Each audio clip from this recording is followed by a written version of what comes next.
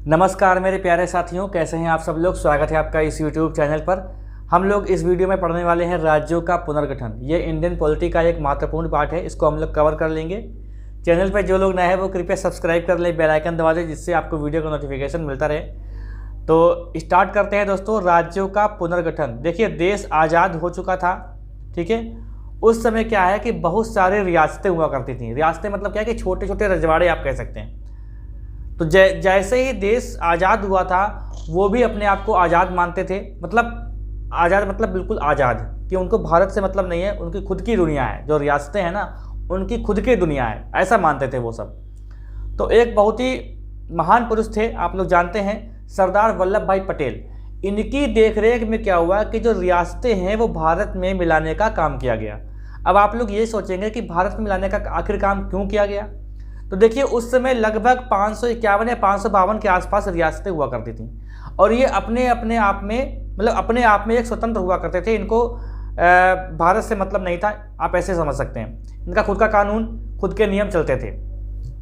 और भारत में इतनी सारी रियासतें होने के साथ क्या होता था कि अगर इनको एक नहीं करेंगे तो भारत में आखिर रहेगा कौन। अगर ये लोग नहीं आएंगे तो छोटे लोग कैसे मतलब कानून मानेंगे। ये सब बातें सोची होंगी उन लोगों ने। तो इनको मिलाने का काम किया था सरदार वल्लभ भाई पटेल जी ने। तो इसमें बहुत सारी रियासतें मिल गई थी, एक मतलब संधि पत्र के द्वारा, या फिर आप कहें बहुत आसानी से मिल गई थी। लेकिन 3 रियासतें ऐसी थी जो जिद्दी रियासतें थी, जिसमें से एक थी हैदराबाद, एक थी जूनागढ़ और एक थी जम्मू कश्मीर। तो ये जो 3 रियासतें थीं, ये नहीं मिलने को नाम ले रही थी, मतलब मिलना नहीं चाहती थी।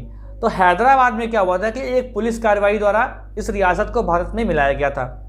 जूनागढ़ में क्या किया गया था, जनमत संग्रह हुआ था, ठीक है। जनमत संग्रह मतलब क्या हुआ कि वहाँ पे वोटिंग हो गई थी कि भैया वहाँ के जो वो लोग थे वो भारत में रहना चाहते हैं, मतलब भारत के साथ रहना चाहते हैं, या वो एक प्रजा के तौर पर रहना चाहते हैं। तो वहाँ पे एक वोटिंग हो गई थी। तो जूनागढ़ में जो वोटिंग हो गई थी तो उसको द्वारा जो है मिला लिया गया। जम्मू कश्मीर की जो रियासत थी उसमें काफ़ी विवाद था, ठीक है। उसमें क्या हुआ था कि पाकिस्तान ने अटैक कर दिया था।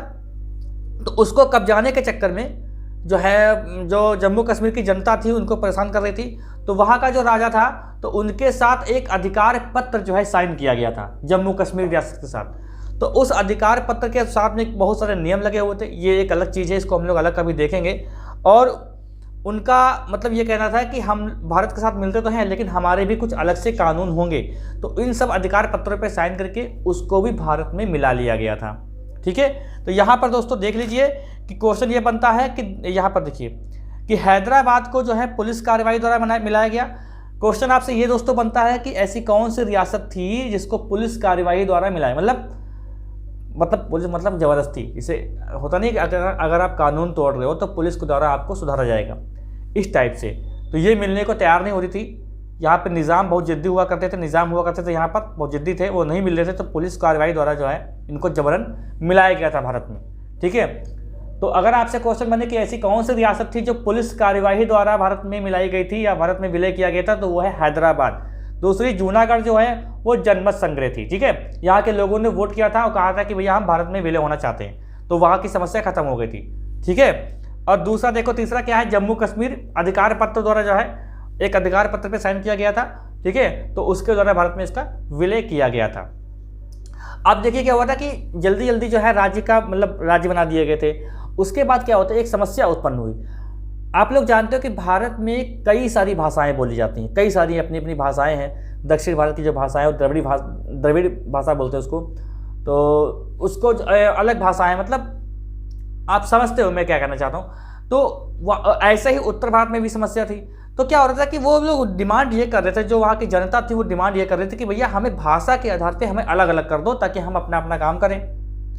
क्योंकि भाषा के आधार पे, भाषा के चक्कर में इनका काफ़ी विवाद हो जाया करता था, ठीक है। और भी सारी समस्या होती थी, काम करने में, व्यापार करने में समस्या होती थी। तो मतलब इनका मानना ये था कि हमको भाषा के आधार पर अलग कर दो।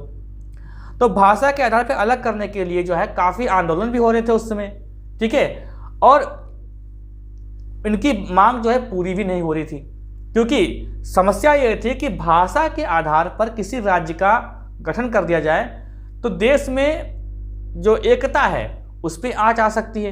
ये सबसे बड़ा सवाल था, क्योंकि अभी अभी हम लोग आज़ाद हुए थे और ये एक रिस्की काम था। ये एक रिस्की काम था कि भाषा के आधार पर, मतलब कोई उस समय शायद उनको एक मजाक लग रहा हो कि देखिए उत्तर भारत में क्या था कि इंग्लिश और हिंदी चलती थी, ठीक है। तो ये सोचते थे कि भाषा के आधार पर राज्यों का पुनर्गठन किया जाए, ये तो एक मजाक का विषय है। इसलिए क्या किया गया कि जब ज़्यादा ही बात उठने लगी तब फिर क्या किया गया, आयोगों का गठन किया गया। तो पहला इसमें एक आयोग बना था, वो बना था प्रांतीय भाषा या भाषा प्रांतीय आयोग, ठीक है, भाषा प्रांतीय आयोग। दरअसल इसको एसके धर भी आयोग बोलते हैं, क्योंकि इसकी अध्यक्षता की थी एसके धर ने। अब इन्होंने अपनी रिपोर्ट जब पेश की तो इन्होंने ये बताया कि भाई ये देखिए, भाषा के आधार पर राज्यों का गठन नहीं किया जा सकता। हाँ, प्रशासनिक के आधार पर, मतलब किसी का क्षेत्र बड़ा है या किसी का क्षेत्र छोटा है तो उसको काट के एक अलग से उसमें जोड़ दिया जाए, ये प्रशासन के तौर पे माना जा सकता है। लेकिन ये अवाम जो है, मतलब क्या बोलते हैं उसका, कि अमानवीय है कि भाषा के आधार पर राज्यों का गठन किया जाए, ठीक है। तब क्या हुआ कि और आंदोलन बढ़ गया। इसकी देखिए, ये जो प्रांतीय भाषा आयोग है ना, ये जून 1948 की बात है, जून 1948 की बात है। ये पहला राज्य पुनर्गठन आयोग था। ये क्या था? पहला राज्य पुनर्गठन आयोग था, ठीक है। देखिए, अब देखिए यहाँ पर क्या कि इसकी अध्यक्षता एसके धर ने की थी, ठीक है, एसके धर आयोग भी बोलते हैं इसको। और भाषा के आधार पर राज्य का पुनर्गठन नहीं होना चाहिए, ये रिपोर्ट में बताया गया था। प्रशासनिक तौर पे किया जा सकता है, ये बताया गया था, ठीक है। अब यहाँ पर आंदोलन जो है रुकने का नाम नहीं ले रहा था। इसके बाद एक और आयोग आता है जिसका नाम है जेवीपी आयोग, जेवीपी आयोग।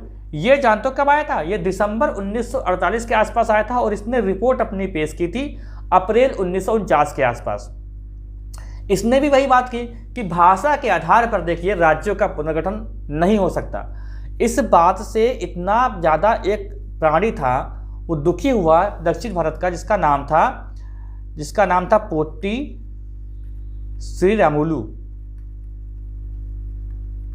ये भूख हड़ताल पे चले गए। ये एक कांग्रेसी कार्यकर्ता व्यक्ति थे, ये भूख हड़ताल पे चले गए और ये इनकी मृत्यु हो जाती है, ठीक है। यहाँ पर जेवीबी का मतलब दोस्तों क्या है? जवाहरलाल नेहरू, वल्लभ भाई पटेल और पट्टाभी सीतारामैया, ये जवाहरलाल नेहरू है, ठीक है। ये जेवीपी आयोग था, ठीक है। इन्होंने भी कहा कि भाषा के आधार पर राज्यों का पुनर्गठन होना असंभव है, वरना देश के टुकड़े टुकड़े हो जाएंगे।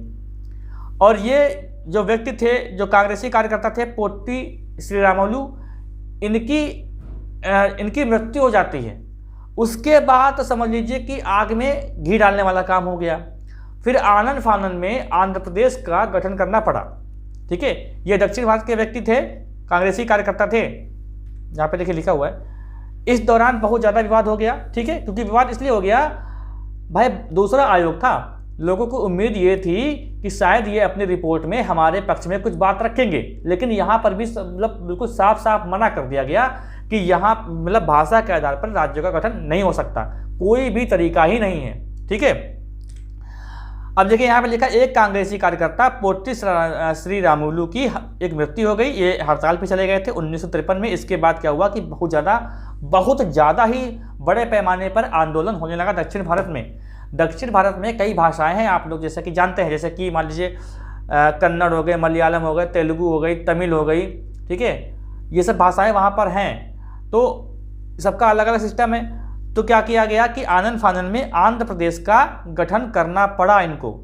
अब आप लोग ये सोचते रहे होंगे आज तक कि जब फजल अली आयोग आया था 1953 में, उससे पहले आंध्र प्रदेश का गठन किया गया था। बाद में इसके अंतर्गत जो एक आयोग था उसमें डाला गया था, लेकिन आनन फानन में जो है आंध्र प्रदेश का गठन करना पड़ा।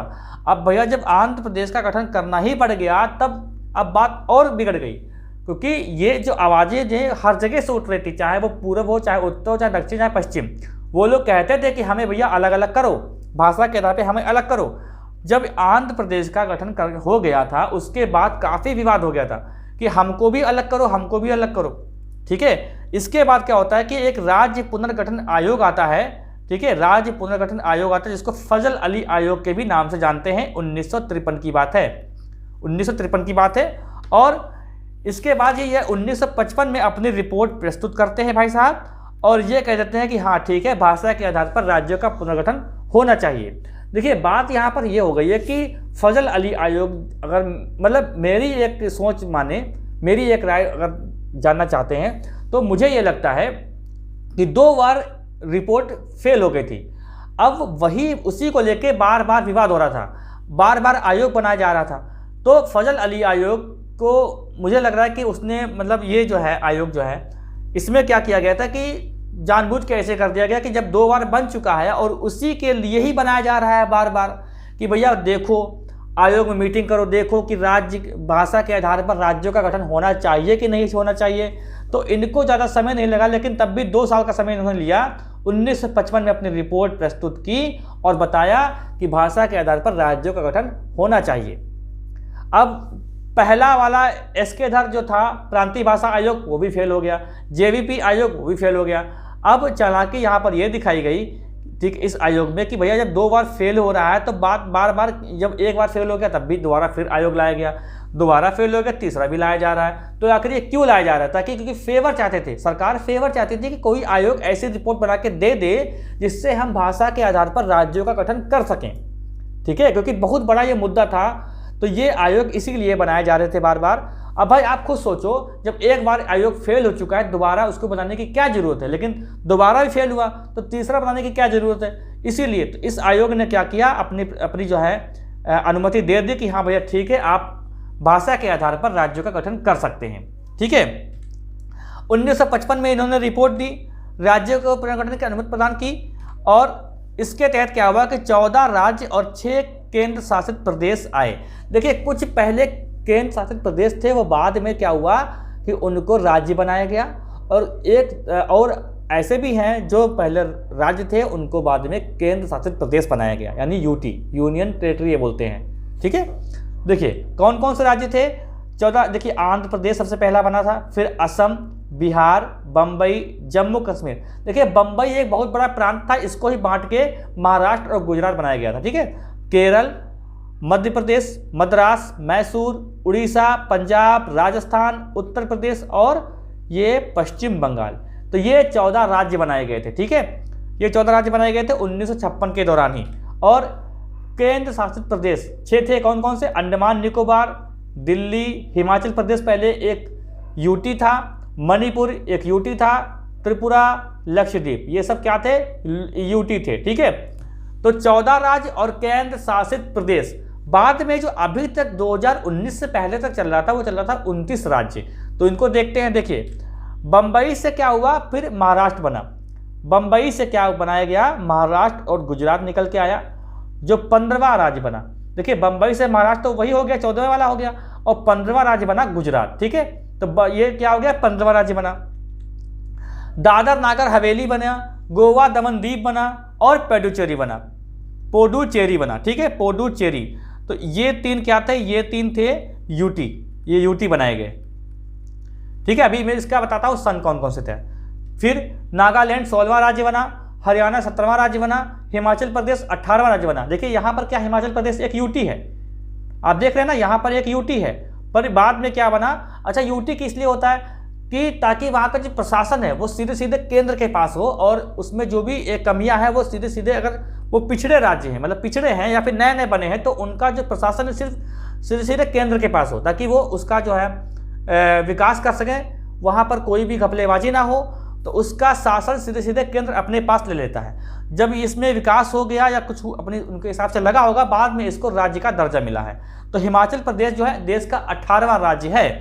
ठीक है, और ये मणिपुर, देखिए यहाँ पर देखो लिखा है मणिपुर। ठीक है, मणिपुर को भी राज्य का दर्जा मिला। पहले ये यूटी था, 19वां राज्य बना, त्रिपुरा 20वां राज्य बना और मेघालय 21वां राज्य बना। यहाँ पर देखिए त्रिपुरा लिखा हुआ है। ठीक है, और देखिए सिक्किम जो है वो 22वां राज्य बना। यहाँ पर सन दोस्तों सन बता दूँ, ये जो 15वां राज्य जो बना था, ये बना था 1960 में। ठीक है, और दादर नागर हवेली और गोवा दमन दीप, ठीक है, ये बना था 1961 में। ये 1961 में यूटी बने थे। और पुडुचेरी जो है ये 1962 की बात है, आप लोग स्क्रीनशॉट ले लीजिएगा। ठीक है, 1962 की बात है। और नागालैंड जो है ये बना था 1963 में। आपसे सन पूछता है कि नागालैंड का गठन कब किया गया था, तो आपको बताना है 1963। देश का 16वां राज्य कौन है? नागालैंड है। ठीक है, 17वां राज्य बना हरियाणा, 17वां राज्य बना हरियाणा। हरियाणा का जो गठन किया गया था वो किया गया था 1967 में। कब किया गया था? 1967 में। हिमाचल प्रदेश देश का 18वां राज्य बना 1971 में। मणिपुर, त्रिपुरा और मेघालय, इन तीनों का गठन हुआ था 1972 में। ठीक है, 1972 में। मणिपुर देश का 19वां राज्य है, त्रिपुरा देश का 20वां राज्य है और मेघालय देश का 21वां राज्य है। तीनों का गठन हुआ था 1972 में। यह क्वेश्चन पूछा जा चुका है कि मणिपुर का गठन या मेघालय का गठन जो है किस सन में हुआ था, ये पूछा गया है। सिक्किम देश का 22वां राज्य बना। ठीक है, देश का 22वां राज्य बना सिक्किम, और ये बना था 1975 में। ये भी क्वेश्चन जोनल सिस्टम में शायद या वीडियो वाले में पूछा गया था, 2015-16 की बात है। अगला क्वेश्चन नहीं, अगली लाइन देखते हैं। मिजोरम देश का 23वां, अरुणाचल प्रदेश देश का 24वां और गोवा जो है, गोवा देखिए यहाँ पर बदल गया, गोवा 25वां राज्य बना। अब ये कब बने हैं? तो ये बने हैं 1987। कहाँ गया था? अरे यार देखो 18 लिख गया।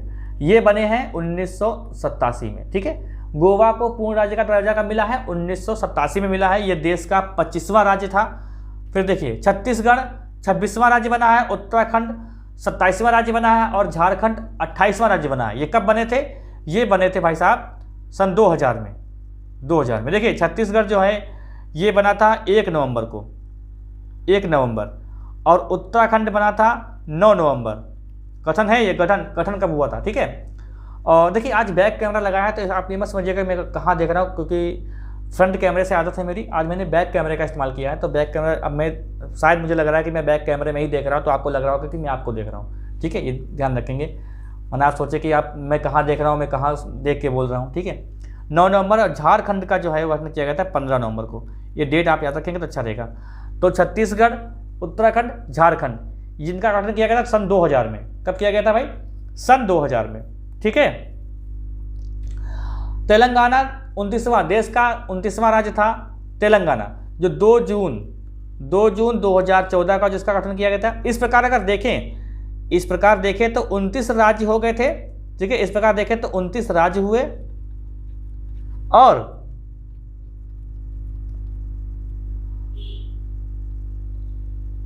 7 केंद्र शासित प्रदेश थे।